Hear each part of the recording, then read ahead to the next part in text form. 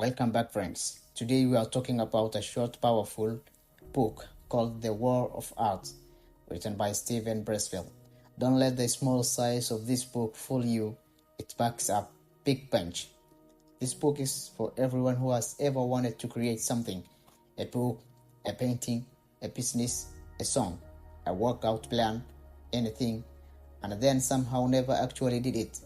If that sounds like you, stick around, because today we are talking about the enemy that stops us and how to finally beat it. Pressfield gives the enemy a name. He calls it resistance with a capital R, and once you learn to see it, you will notice it everywhere in your own life. So what's resistance exactly? It's that invisible force that stops you from doing the important work you know you should be doing. It is the voice that says, I will start tomorrow. It is the sudden urge to clean your whole house instead of writing that easy. It's scrolling on your phone for an hour instead of working on your business plan. Resistance is sneaky. It doesn't show up as a monster.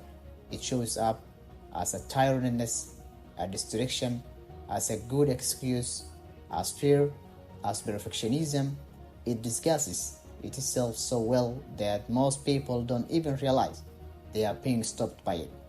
Let's talk about the many disguises of resistance, because this is honestly one of the most eye-opening parts of the book. Sometimes resistance shows up as a procrastination. You plan to start your project at 9, then it becomes 10, then 11, then maybe tomorrow. Sometimes it shows up as a self-doubt, a little voice that whispers who you are to write a book, who are you to start a business, you are not talented enough.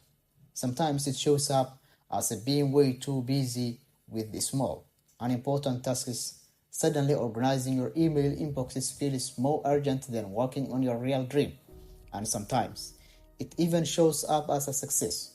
Pressfield says some people get scared of doing well, so they quietly sabotage themselves right when things start going right. The tricky part is, resistance is loudest right before you are about to do something meaningful. The bigger dream, the louder resistance gets. Let us imagine someone named Layla. Layla has always dreamed of writing a novel. She has the idea in her head. She even has notes saved on her phone. But every time she sits down to write, something happens. Suddenly she remembers she needs to do laundry, or she convinces herself she needs to research just a little more before she starts, or she decides her writing is not good enough yet. So, what's the point of even trying? Weeks turning into months, months turning into years, and let the novel never gets written. Not because Layla doesn't care about it, but because resistance keeps whining quietly, one excuse at a time. Sound familiar?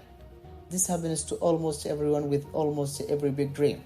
The good news is, Pressfield doesn't just describe the problem, he also gives us the tools to fight back. One of the biggest ideas in this book is the difference between an amateur and a professional. And this is not about talent or money, it's about mindset.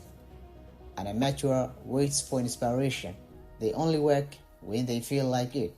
If they are tired or not in the mood, or life gets busy, they skip it. Simple as that. A professional, on the other hand, shows up no matter what. They treat their creative work like job.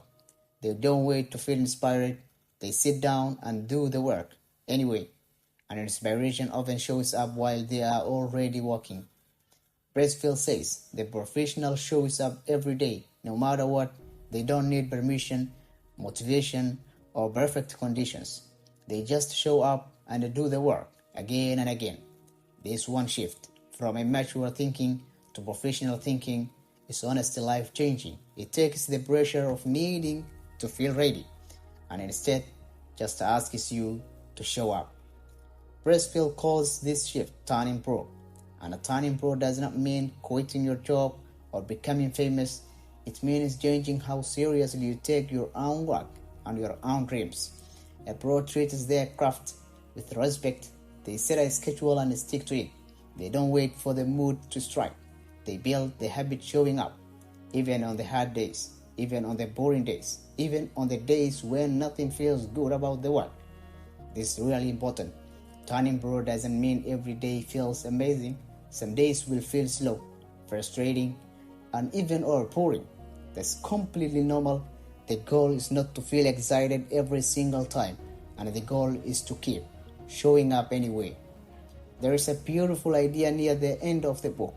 Pressfield talks about the ancient idea of muse, kind of like an inspiration spirit that helps artists to create.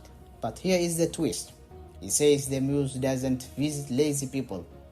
The muse shows up for people who are already working.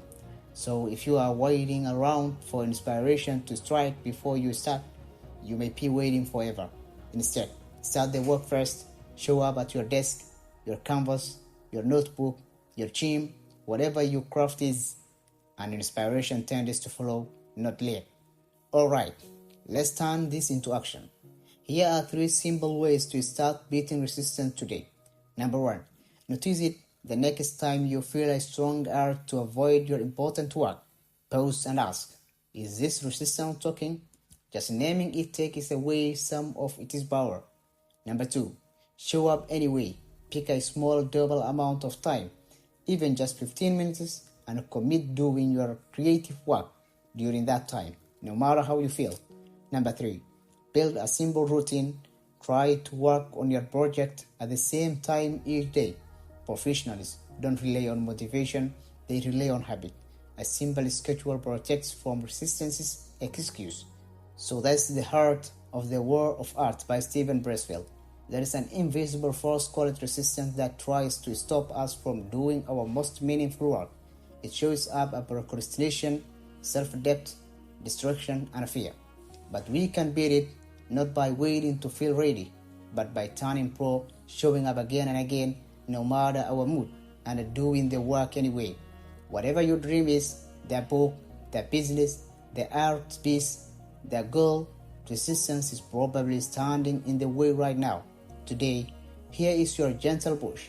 Go do 15 minutes of that work after this episode ends. Thank you so much for listening today. If this episode helped you, share it with a friend who's been putting off their big dream. I will see you in the next episode. Until then, go and show up and beat the resistance.